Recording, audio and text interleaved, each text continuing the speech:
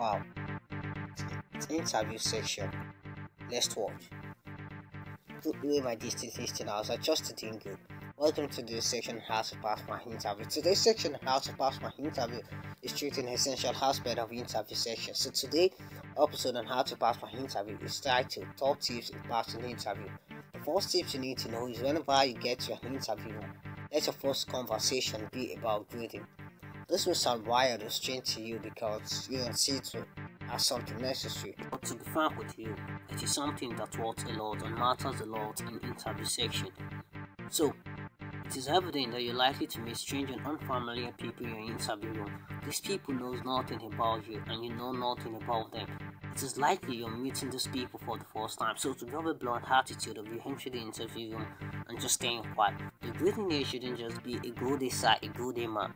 But it should be a lengthy one that should last in about 10 seconds and also a friendly one that could bring chimes or circles in the face of your interviewer. So here is an example greeting.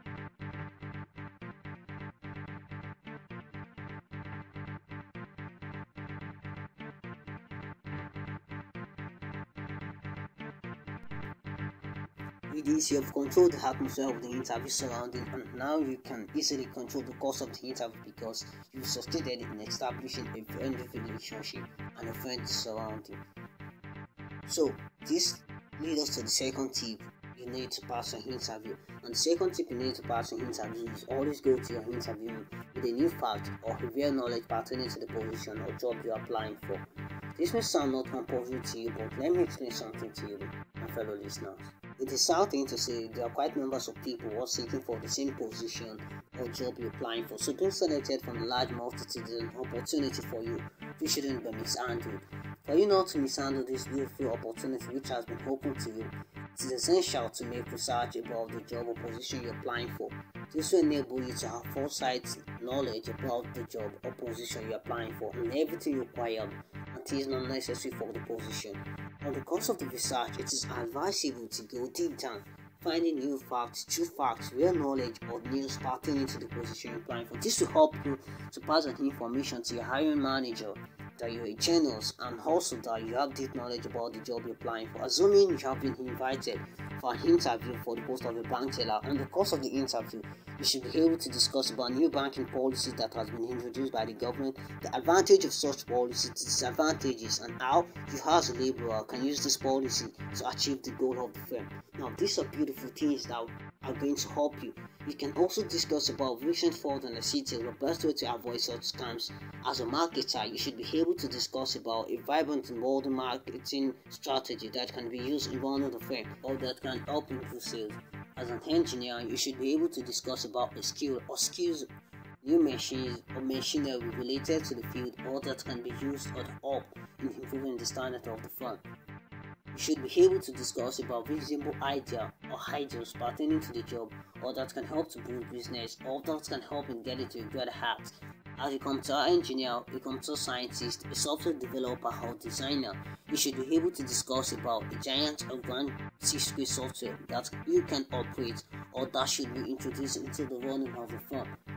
These are things that will help you a lot because you should be able to tell your interviewer a new fact, introduce to you or she new knowledge. By doing this, your interviewer, your hiring manager will become just beyond reasonable doubt that you are intelligent and your intelligence can help in building the firm.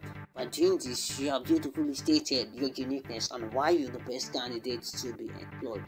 This leads us to the top tip which you need to know before going for any interview. Always go to the interview with a remarkable effort. This may sound right to you, but actually what I mean by mark is not going to the interview with scars on your body. What I mean is that going to the interview with remarkable attitude or speech. It is pertinent to know that a lot of people have been interviewed by the same person or interviewer on the same day. It's a bit difficult to act, if not impossible, for your interviewer to remember all participants. So it is necessary for you to act in a remarkable way in order to avoid the risk of being forgotten. This can be done 3 times in a single interview, and they are the 3 times. The first time is in the beginning of the interview, that means in your greeting. 2 on the course of the interview, in your mode of that means in the mode of a conversation, and 3 at the end of the interview, that means in your closing remark. So this can be done in so many ways, which include the way you give reply to question, the way you discuss the fact, or the way you conclude your speech. Here is an example. If you're discussing about a software or policy, you can easily add names like Mr. Google, modern calculator. This can be done by using metaphors, simile, compare yourself to things or humans that has an influential characteristic related to the speech or related to the field. At the end of the interview, your closing remark can be a remarkable one. So here is an example. You can put it this way: thank you very much, sir. Just like every human have a decision, a way to reply your response. Or you can also say, thanks for your time, sir. I am Mr. Peter, the Cambridge student. I am Mr. Wahab from Washington. No, these are things which will be used to remember you. Hey, what about the Washington guy? What about the guy from California? What about the Cambridge students? So these are factors that are going to help you outside the interview. The fourth top tip which you need to know how to pass an interview.